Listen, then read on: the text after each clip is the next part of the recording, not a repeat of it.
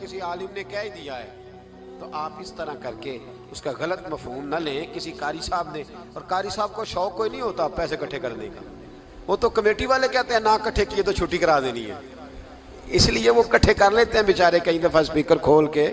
تو اب وہ جو سن رہا ہے اس کا بھی پریشر بڑا ہوا ہے, کہتا ہے ساؤنڈ نہیں دینا پہ بہن. تو بارک اللہ فی اہلک و مالک, اللہ تیرے اہل میں بھی برکت کرے, اللہ تیرے مال میں بھی. یعنی جب بھی تمہیں کوئی ہدیہ دے تو اس کے مال کے لیے بھی دعا کرو اور اس کی اولاد کے لیے بھی دعا کرو. یہ حضور نے ہمیں سکھایا ہے.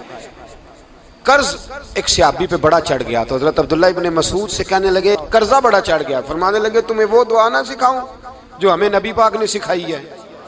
فرمایا اگر تمہارے اوپر پہاڑ کے برابر بھی قرضہ ہوگا تو اللہ تمہارے قرضے کا بندوبست فرما دے گا. پر مسئلہ یہ ہے دعائیں یاد کرنی پڑتی ہیں اور پڑھنی پڑتی ہیں. یاد کرنی پڑتی ہیں اور ہم ہیں تعویذ پہ لگے ہوئے کہ کچھ لکھ کے دے دیں تاکہ باندھ لوں. دعا سکھائی نبی پاک نے, کیا فرمایا اللہم اکفنی بحلالک عن حرامک واغننی بفضلک عمن سواک.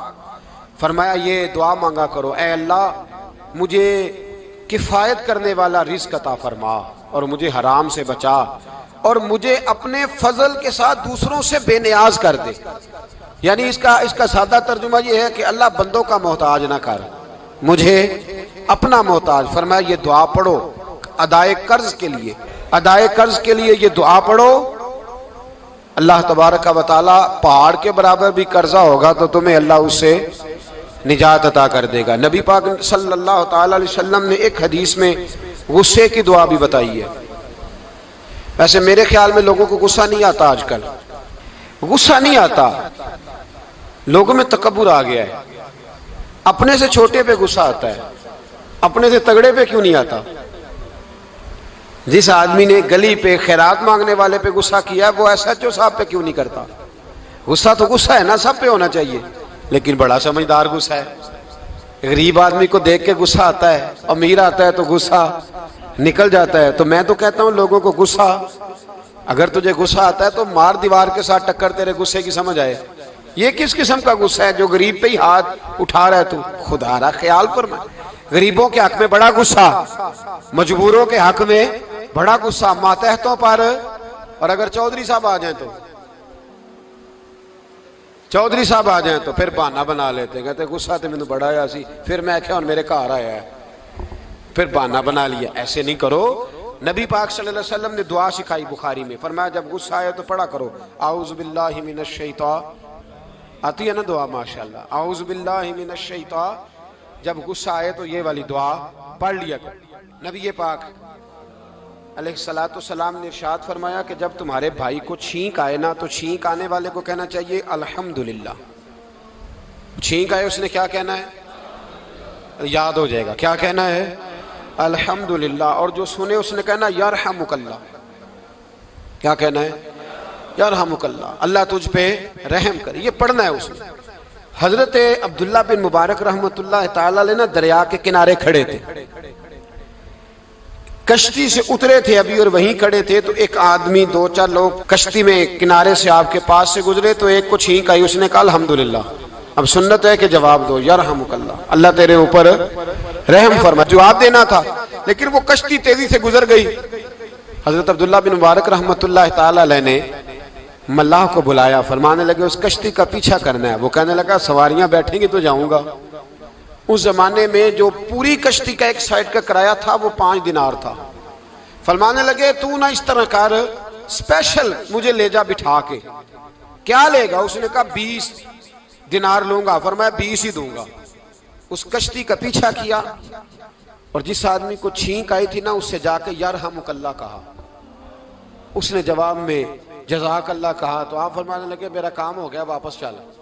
ملا دنیا دار تھا, وہ سوچنے لگا.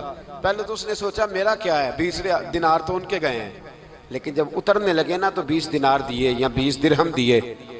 تو وہ کہنے لگا حضرت جی صرف ایک لفظ کہنے کے لیے آپ نے اتنا پیسہ خرچ کر دیا. فرمایا لفظ کہنے کے لیے نہیں, اپنے مصطفیٰ کی سنت ادا کرنے کے لیے, اپنے نبی پاک علیہ السلام کی سنت ادا کرنے کے لیے. یرحمک اللہ, اللہ تیرے اوپر رحمت کرے. کس طرح کا خوبصورت انداز سکھایا ہے. دیکھیے ایک حدیث ترمذی شریف میں نبی پاک صلی اللہ علیہ وسلم نے فرمایا کسی بیمار کو دیکھ کے یا کسی مصیبت میں مبتلا آدمی کو دیکھ کے تم یہ دعا پڑھ لو، تمہیں کبھی وہ مصیبت نہیں آئے گی۔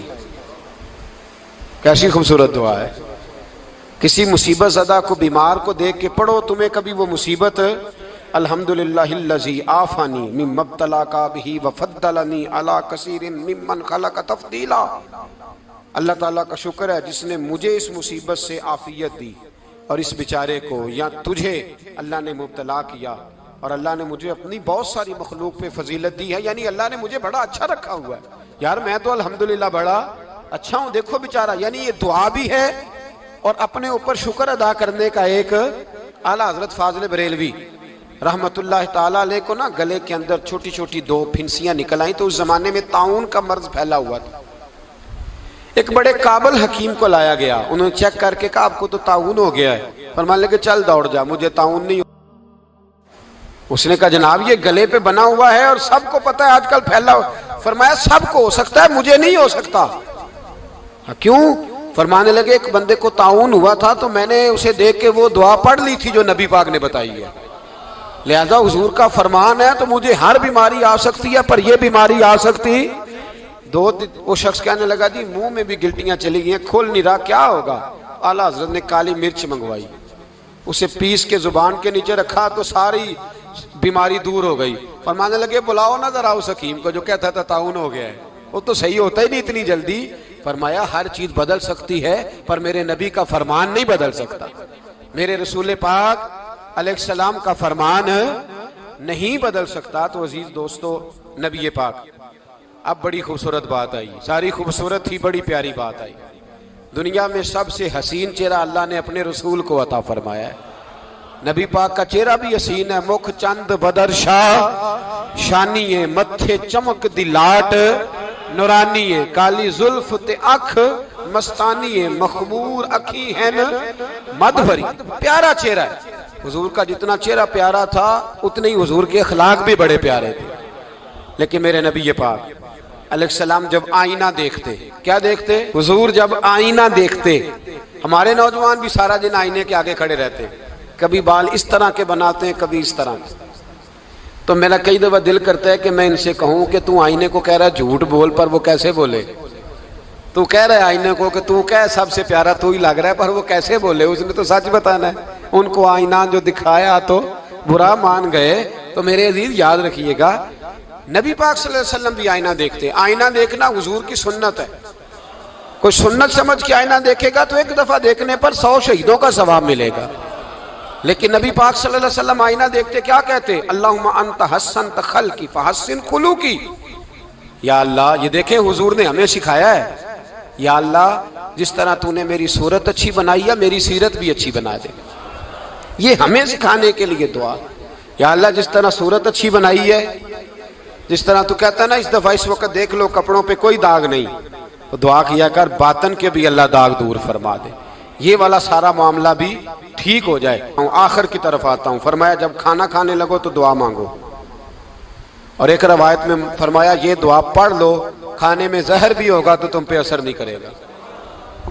کھانے پہ، ایسے میں بڑی تکلیف سے کہتا ہوں کہ آج بھی ہمیں کہنا پڑتا ہے کہ بہت سارے لوگ ایسے ہیں جو ابھی بھی کھانے سے پہلے بسم اللہ نہیں پڑھتے۔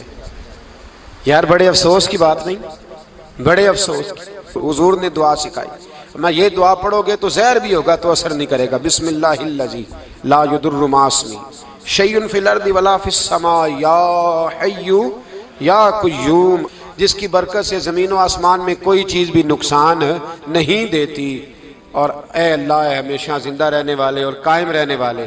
یہ نبی پاک علیہ السلام۔ اور ایک حدیث میں اور بھی دعا آئی ہے، بسم اللہ شریف تو خیر بخاری میں موجود ہے، مسلم میں موجود ہے، بسم اللہ والا برکت اللہ بھی ایک حدیث میں نبی پاک صلی اللہ علیہ وسلم نے ارشاد فرمایا۔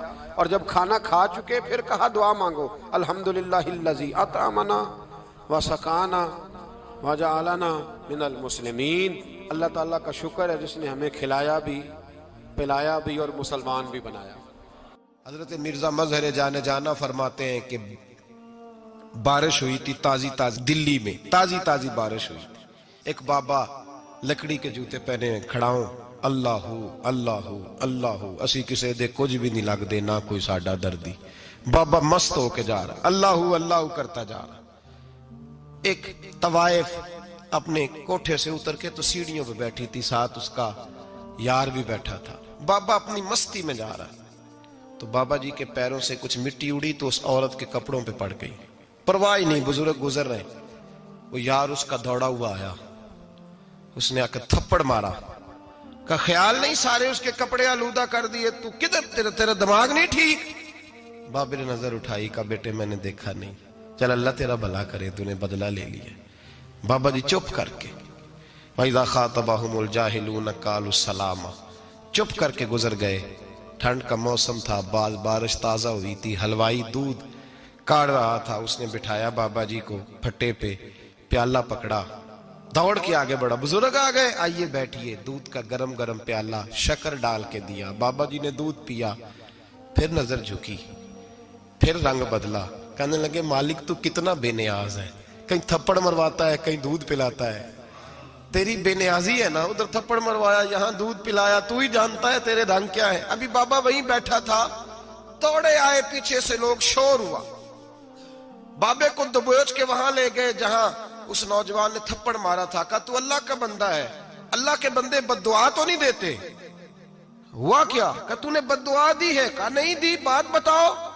کہنے لگے اس نے تجھے تھپڑ مارا ہے، چھت پہ چڑھا ہے، پیر پھسلا ہے، گردن کے بل گرا ہے، منکا ٹوٹ گیا، مر گیا ہے، تو نے بد دعا دی ہے. بابا جی کہنے لگے یار میں نے تو دوسرا لفظ بھی نہیں کہا، بھلا ہو کہہ کے گزرا ہوں، میں نے نہیں بد دعا دی. کہا تو نے دی ہے تبھی تو مر گیا. کہا نہیں دی. کہا بابا تو بزرگ آدمی ہے، سچ بول. تو بابا جی کہنے لگے سچ سنو. پھر میں آ رہا تھا، میرے پیروں سے مٹی اڑی، اس کے یار کے کپڑوں پہ پڑی، اسے برا لگا، اس نے مجھے مارا. جب اس نے مجھے مارا تو میں کوئی لاوارث تو نہیں تھا، جب اس نے مجھے مارا تو میں کوئی لاوارث تو نہیں تھا. مجھے دشمنوں نہ چھیڑو، میرا ہے کوئی جہاں میں ابھی پکار لوں گا، نہیں دور ہے مدینہ. اس نے مجھے مارا تو میں کوئی لاوارث تھا کہ میرا بدلہ کوئی نہ لیتا. اس نے مجھے مارا ہے تو میرے یار کو برا لگا تو اس نے اسے مار دیا ہے، میری تو غلطی کوئی نہیں. یاروں کا جھگڑا ہے، یہ تو دوستوں کا جھگڑا ہے، یہ تو یاروں کا جھگڑا ہے، کوئی غلطی نہیں میری، کوئی غلطی نہیں. خش خش جنہ قدر نہیں میرا، اے میرے صاحب نو وڈیائیاں، میں تے گلیاں دا روڑا کوڑا، میں گلیاں دا روڑا کوڑا. میں نو محل چڑھایا ہے سائیاں، میں نو محل چڑھایا ہے سائیاں. فرمایا اس نے مجھے لاوارث سمجھا تھا کہ تھپڑ مار کے گزر جائے، میرا کو پوچھے گا ہی نہیں. میرے رسول پاک علیہ السلام کے بارے میں رب فرماتا ہے ابھی میں تو تیرے ہوتے ہوئے کافر کو سزا نہیں دیتا کہ تو موجود ہے. یاد رکھیں حضرت فضیل بن عیاض فرماتے ہیں ایک جوان تھا، مسجد میں آیا، لوگوں سے کہنے لگا روٹی کھلاؤ. کسی نے توجہ نہ کی. اس نے کہا میں رب بتانے والا ہوں، میری طرف دیکھو تو صحیح. کسی شخص نے خیال ہی نہ کیا. پھر اس نے کہا یار تھوڑا سوچو. نمازیوں سے کہا، اہل علاقہ سے کہا، انہوں نے کہا تیری طرح کے بڑے درویش دیکھیں. مسجد کے محراب میں وہ رب کریم کا بندہ انتقال کر گیا. جب فوت ہو گیا نا، لوگوں کا مزاج ہے بیمار کو دوائی نہیں دیتے، جنازے پہ وقت پہ پہنچ جاتے. جب کوئی گر رہا ہوتا ہے تو سہارا کوئی نہیں دیتا، جب کوئی گر جاتا ہے ٹانگ ٹوٹ جاتی ہے تو تیمارداری کو زمانہ پہنچ جاتا ہے. اور بزرگ وہ نوجوان اللہ کا نیک بندہ مسجد کے محراب میں فوت ہو گیا. حضرت فضیل ابن عیاض کہتے ہیں امام صاحب نے اعلان کیا چندہ دو، کوئی لاوارث فوت ہو گیا، کفن دینا. چندہ کٹھا ہوا، کفن خریدا، جنازہ پڑا. عشاء کے بعد دفن کر کے آئے. فجر کی نماز کے لیے جب امام اور مؤذن مسجد میں آئے تو چیخیں مارنے لگے، تڑپنے لگے. دور دور تک آوازیں پھیل گئی، دنیا دوڑی آئی. کیا ہوا؟ کہنے لگے وہ جو تم نے کفن پہنایا تھا وہ یہاں پڑا ہوا ہے، اور دیکھو کفن پہ تحریر لکھی ہے. تحریر کیا ہے؟ عرش کے مالک نے فرمایا میرے دوست نے روٹی مانگی، تم نے دی نہیں. اس نے تمہیں میرے قریب کرنے کے لیے اپنی طرف توجہ کرائی، تم نے کی نہیں. اور میرا یار تمہارے کفن کا محتاج تھا، سنبھال کے رکھو اپنا کفن، میں نے اسے جنت کا لباس عطا فرما دیا، سنبھال کے رکھو. یہ کوئی لاوارثوں کا ٹولہ ہے؟ یاد رکھیں جو وارث والے ہیں، وارث والے ان کا رنگ اور ہے، جو ماننے والے ہیں ان کا مزاج اور ہے. اپنی زندگی لاوارثوں کی طرح